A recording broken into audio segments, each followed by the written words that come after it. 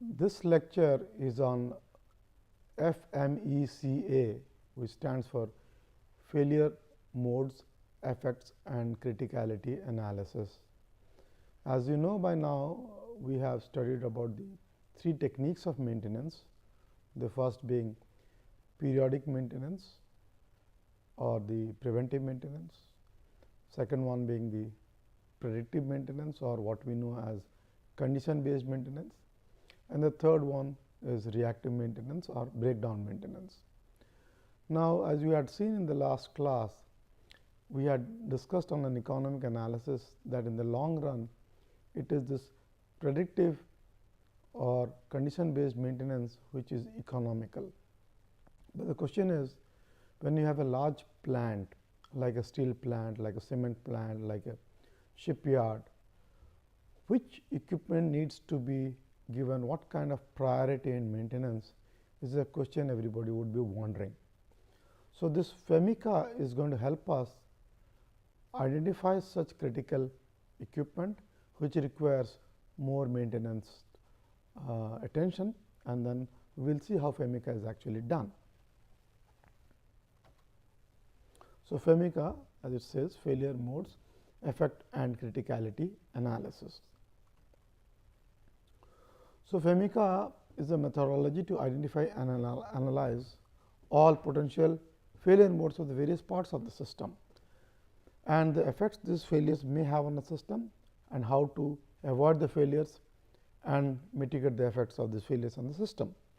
Now, in our case, for example, a system is a large steel plant. In a steel plant, there are many operations. Broadly, if I could classify them, one is material handling, the raw material handling, which bring in the ores etc., and then feed to the blast furnace,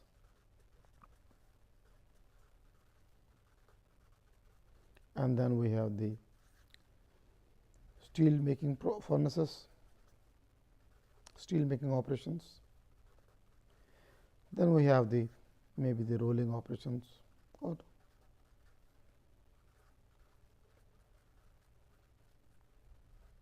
where we produce the finished products. This is, I mean, there could be different other operations also, hot rolling, cold rolling, etc. Now, question is, in a steel plant, each one of these items which I have listed them are very critical. Okay, be it the material handling, because without the material the blast furnace is not going to be fed. Without the blast furnace, I will not have iron to make steel, and without the steel obviously I cannot have the end product. Now, all of them are critical, but in the same steel plant, suppose I have the for example, we have an automobile fleet.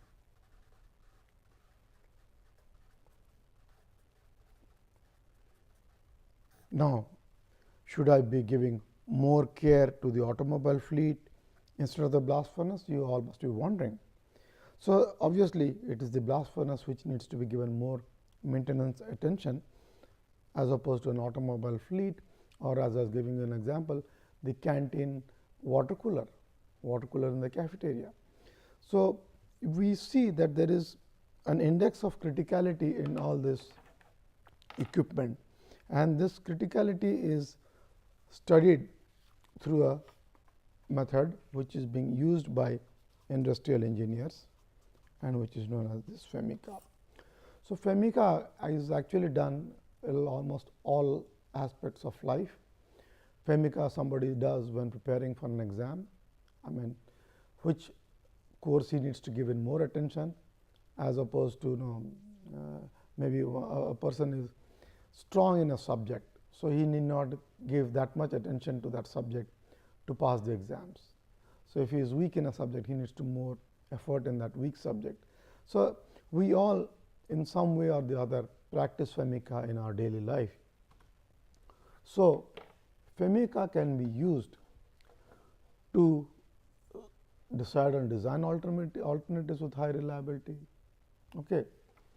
ensure that all conceivable failure modes and their effects on operational success of the system have been considered, list of potential failures and identify the severity of their effects, and so on. Okay. So, one of course, what is the frequency of occurrence of the defect,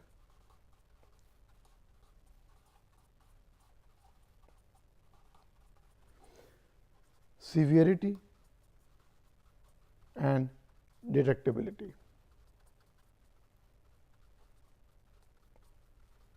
Okay.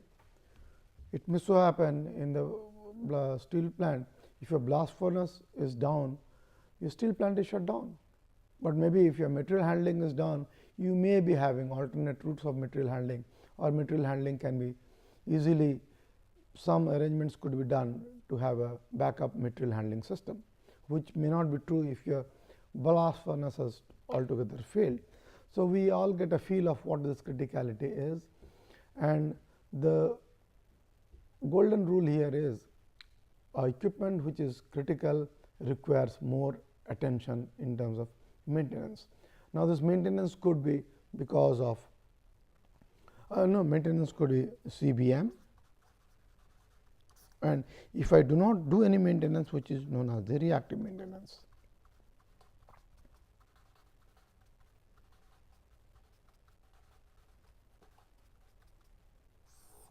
And in between we have the preventive maintenance.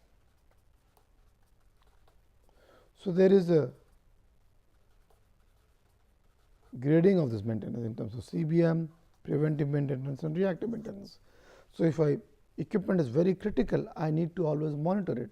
So, that will be a good candidate for CBM and so on. So, how do you perform, or when do you perform FMECA? So, FMECA should be initiated early in the design process, where we are able to have the greatest impact on the equipment reliability. That I have a robust design, and if my equipment is highly reliable, I would then give least importance in its maintenance, okay, and so on. So, in all process, be it design, be it manufacturing, be it maintenance, everywhere in an industry we can have FMECA. So, in a design FMECA, it is carried out to eliminate failure modes during equipment design, taking into all types of failure during the whole lifespan of the equipment. Now, somebody is designing a shaft.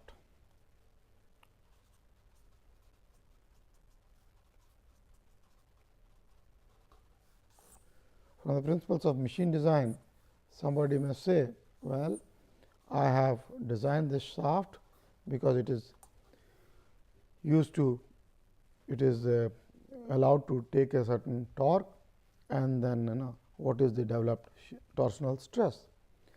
But this could be one design, just looking at the constant torque on the shaft. Another scenario could be there is a lot of dynamic torque on the shaft as well. On top of it, there could be some flexural loads, there could be some axial loads. So, all sorts of loading scenarios.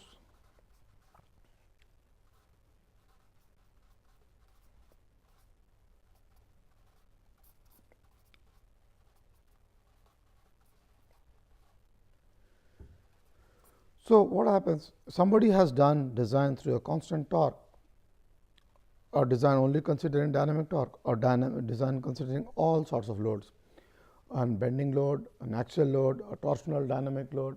So, this means if I have chosen the last one, I have a robust design. So, in a design FMECA, people take into account all sorts of considerations of failure while designing this equipment, and they can decide on whether your design is more robust and so on. Similarly, in the process, in a manufacturing process, there are many bottlenecks in the manufacturing assembly line, for example, have all been considered, and that we can do through a FMECA study. For example, in an assembly line, there is assembly line of an automobile, there are many critical points. You have the engine put in, and then we have the body shell put in, then the wiring harnesses put in, then the suspension system put in. So, if one is not done properly, it is going to affect the end product. So, a manufacturing FMECA is also done to find out the robust processes, and so industrial engineers, plant designers, and so on decide on the critical component, and then they ensure that enough care is taken to ensure that the system is robust and the process is accurate. So, system FMECA looks for potential problems and bottlenecks in large processes such as entire production lines. So, what I mean to say is FMECA is almost done everywhere. So, what are the main steps of doing FMECA?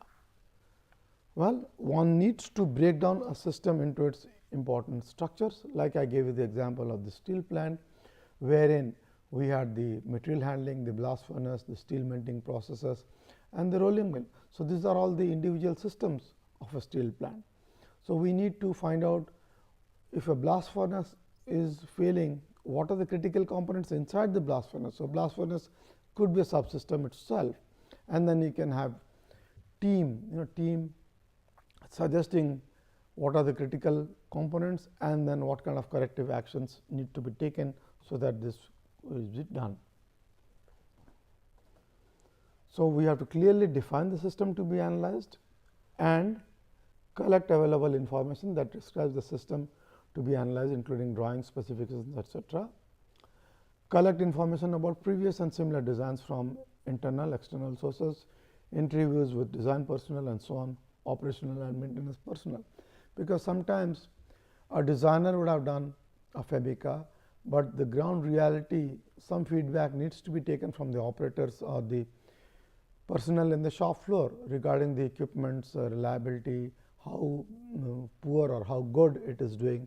So, this is actually necessary. And divide the system into manageable units, typically functional elements, like example of steel plant. Sometimes it may be beneficial to illustrate that by a block diagram, and analysis should be carried out as a high level in system hierarchy as possible. Now, the most important number is known as the risk priority number in FMECA. So, from FMECA we find out what is known as a risk priority number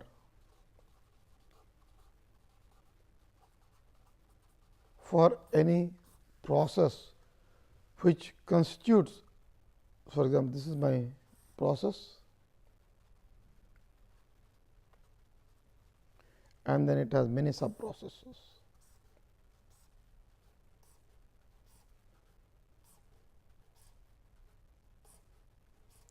So, process 1, 2, 3. So, all these give rise to this process. I mean, whether it is 1 which is important or 2 which is important, 3. So, you have to find out RPN for each one of them. And how do you find out RPN? I am going to tell you next. So, RPN is actually defined by this quantity OSD. O is the rank of the occurrence of the failure mode when you are talking about failure FMECA. That means how or what is the frequency of occurrence of this failure mode. S is the rank of the severity of the failure mode, means if a failure has occurred, how is it going to affect the process. And if you are a manufacturer, rank that the likelihood that the failure will be detected before the system reaches the end user or the customer. So, each one of these is given a rank from 1 to 10.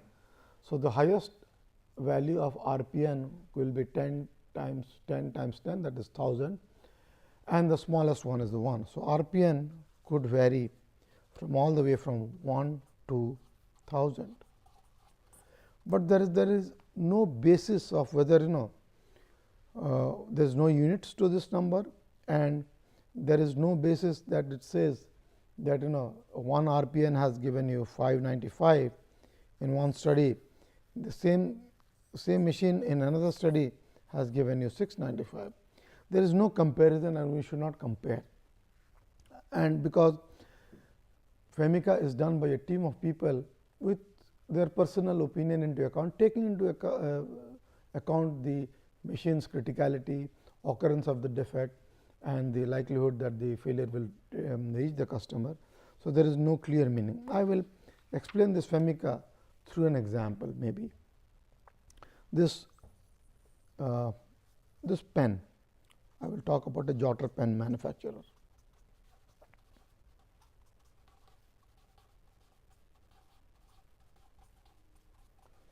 So, in a jotter pen manufacturer, for the sake of discussions, I will take two examples.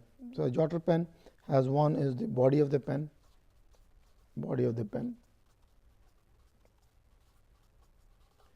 maybe cap of the pen,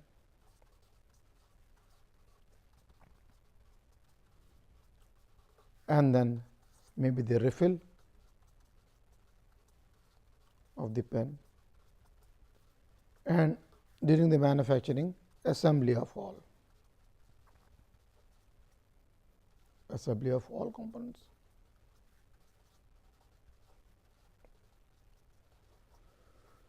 So, if I give values of OSD and then of course, calculate RPN, which is nothing but the product of these. So, what is the frequency of occurrence that there is a defect in the body of the pen? Maybe from a value from 1 to 10, I will give something like 2. Cap of the pen, yeah, maybe this clip of the cap would break, maybe a 4. Refill of the pen, maybe the refill could have dried, etc. I will give a 5 number. Assembly looks okay. I will give a low number. Then comes the severity of the defect.